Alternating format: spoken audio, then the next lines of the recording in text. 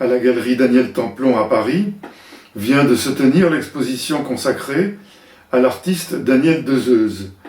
Sous le titre Écran, tableau, variation, Dezeuze poursuit un questionnement qui a été le sien depuis le début de son œuvre et de sa participation au groupe Support Surface.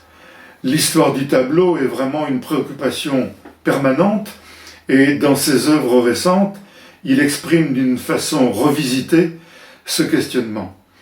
Il est intéressant de remettre en perspective cette exposition récente avec le témoignage qu'il donnait dans l'encyclopédie audiovisuelle de l'art contemporain, notamment en évoquant sa participation au groupe Support Surface et tout le questionnement que le groupe posait dans ces années 60-70.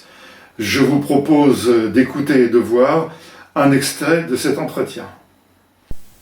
Moi, j'ai été très intéressé par les problèmes, par exemple, de la linguistique. Je veux dire, qui sont des problèmes, finalement, qui sont très peu théoriques. C'est des problèmes qui touchent à la matière même du langage. Je me suis posé sur la question, qu'est-ce qu'un tableau, par exemple? Une chose extrêmement simple. Si vous voulez, ce n'était pas une construction philosophique élaborée et complexe.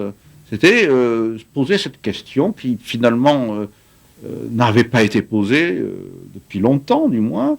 Qu'est-ce qu'un tableau? À partir de cette question très simple, beaucoup de choses sont venues d'elles-mêmes, pour ainsi dire. J'ai travaillé sur des châssis nus, des châssis sur lesquels je tendais des feuilles de plastique transparentes. J'ai commencé à travailler sur la notion de châssis non plus rigide mais souple, donc qui n'obéissait plus à une géométrie qui était celle de la droite, mais plutôt qui allait dans le sens de la courbe, parce que ces châssis souples, je pouvais les courber, je pouvais en faire des cercles, je pouvais en faire des cylindres. C'est-à-dire que la fameuse relation qui a nourri l'entre-deux-guerres entre le cercle et le carré, je l'ai résolu comme ça, un beau jour, en faisant un tableau qui pouvait être à la fois composé de carrés ou qui pouvait être, disons, sous une autre forme, un cylindre, c'est-à-dire composé de cercles. C'est une époque où les peintres prennent la parole, non seulement en termes de théorie sur les arts plastiques, mais aussi en termes politiques. Il ne faut pas oublier que nous sommes à l'époque de mai 68, de l'après-mai 68. Donc les artistes de notre groupe ont eu cette revendication de dire leurs mots sur les questions non seulement qui les intéressaient en premier chef, à savoir la peinture et la sculpture, mais aussi sur les questions sociales et politiques. Je pense que même, à la rigueur, on aurait pu se passer complètement de critiques. C'est vrai que j'ai été dans les confins du non-art, de la non-peinture.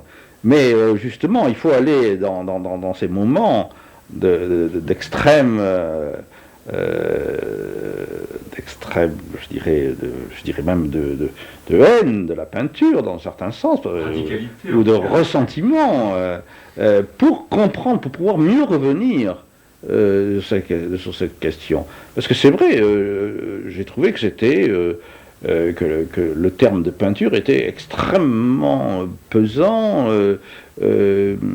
pour des tas de raisons, pour des raisons objectives, pour des raisons subjectives, et qu'il fallait absolument ventiler, aérer cette question comme j'ai pu le faire, mais ça a pu être... Mais je ne suis jamais tombé dans l'anti-art, je me suis toujours retenu de faire de l'anti-art.